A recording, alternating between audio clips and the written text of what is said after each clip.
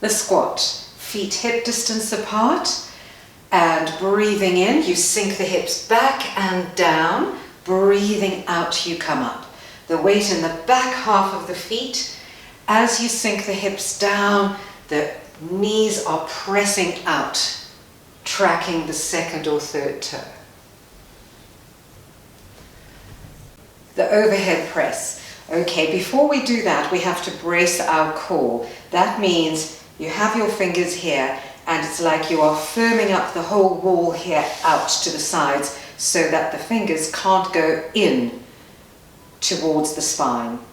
And the hips are slightly back, the knees are slightly bent. Okay, so here we are, athletic stance, core braced, and breathing out, we press up. We're not leaning back because we've got the athletic stance and bracing the core. Breathing in, lower down. Breathing out, press away. Breathing in, lower down. Bent over row. So feet staggered or feet parallel. One hand on the chair. Nice natural arch in my lower back, so I'm not rounding the lower back. Tailbone is tilting up to the sky.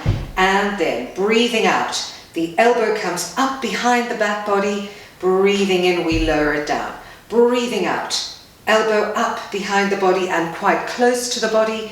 Breathing out, lower. You, of course, can use a water bottle, a tin of baked beans, and slowly progress, getting heavier and heavier over time, as we talked about.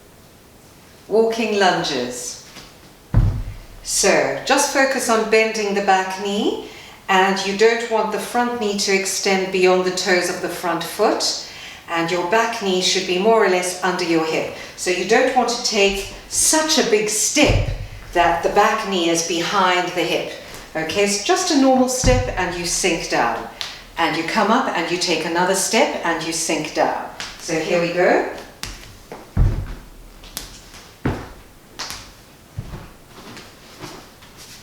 Great for balance.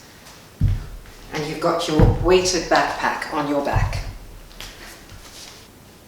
Press ups against the wall with your backpack on. If you want to start off without the backpack, that's fine, and gradually add the weight.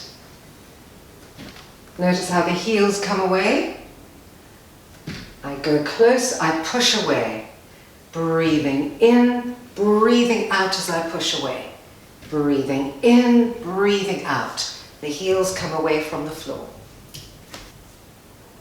Bridge pose. So the feet not too far away from the sit bones. We breathe in where you've got the gap between the back and the mat.